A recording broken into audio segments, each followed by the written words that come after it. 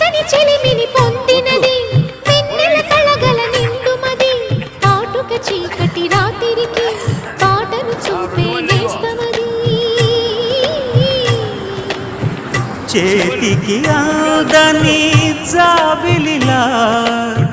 కాతులు పంచే మణిదీపం